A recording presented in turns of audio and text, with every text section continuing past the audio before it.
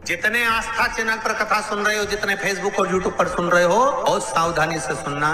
तो जिनकी यहाँ संपदा की कमी होती है, वैभव की कमी होती है, लक्ष्मी की कमी होती है, प्रतिष्ठा की कमी होती है, धन की कमी होती है, उसके लिए महाराज शनिवार के दिन अगर शिव की आराधना करी जाए, शनिवार के दिन अगर शंकर को जल चढ़ाया जाए, तो जिंदगी में व्यक्ति की एक बात अपने जीवन में सदा उतार करो, शनि अपना प्रकोप दे रहा है या शनि उतर रहा है, ये किसी से पूछने की जरूरत नहीं पड़ती, अपने आप मालूम पड़ जाता है। बहुत ध्यान से सुनना, ये प्रसंग आया नहीं पहले, आज अगर कुबेरेश्वर बाबा की पावन धरा पर यह प्रसंग निकला है तो उसको ध्यान से सुनिए, भाव से सुनिए।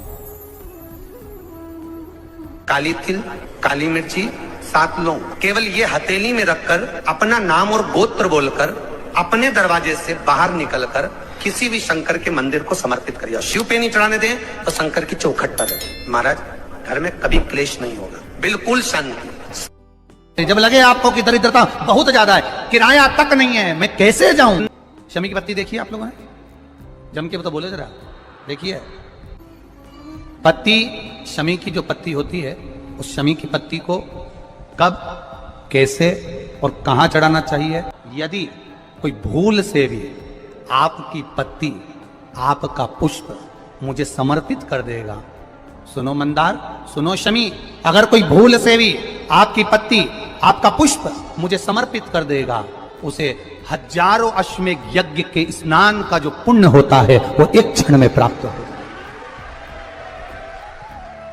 हजारों अश्वमेध यज्ञ का पुण्य, हजारों अश्वमेध यज्ञ का पुण्य एक क्षण में प्राप्त हो। मंदार पुष्प भी देखा हुआ है।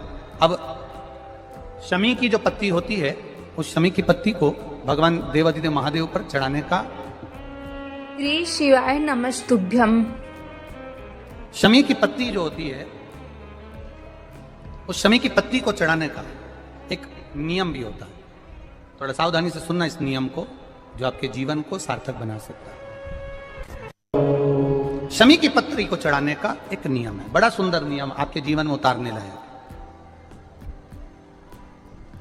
महाराज जब सारा श्रृंगार मेरे देवादिदेव महादेव का हो जाए, पत्ती, शमी की जो पत्ती होती है, उस शमी की पत्ती को कब, कैसे और कहां चढ़ाना चाहिए, और शमी की पत्ती का फल क्या होता है वो भी अभी हम समझ लें उसको। शमी की पत्ती,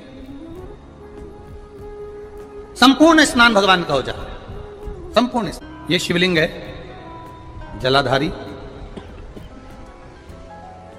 जल निकल कर जाने का स्थान, गणेश, कार्तिकेय, अशोक सुंदरी, जलाधारी मतलब माता पार्वती जी का हस्त कमल, शिवलिंग, शिव का स्वरूप, ऊपर जो जलाधारी लगी है उसमें से एक एक बूंद जो पानी नीचे गिर रहा है, जो पानी नीचे गिर रहा है, शिव जी की बेटियां जया, विषहरा, शामली बारी, दौतली, देव, शिव जी की पुत्री बेटियां। अब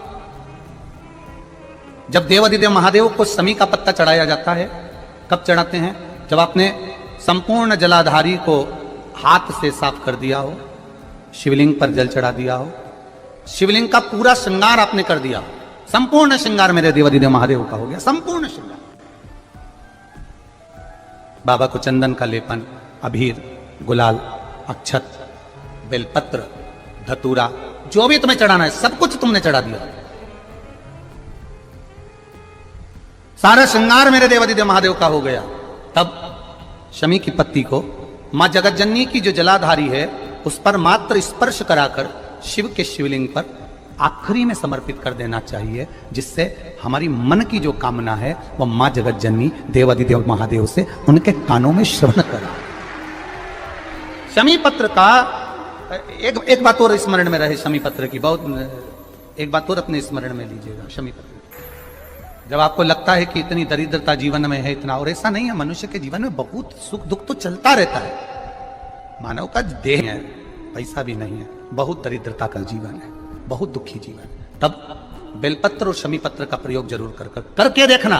प्रैक्टिकल करने में कुछ नहीं जाता, प्रैक्टिकल करने में क्या जाता है, करके देखना। उस समय पर कैसे उसकी चौखट पर जाऊं, कैसे उसको नमन करूं, तब उस जगह पर आप एक बेलपत्र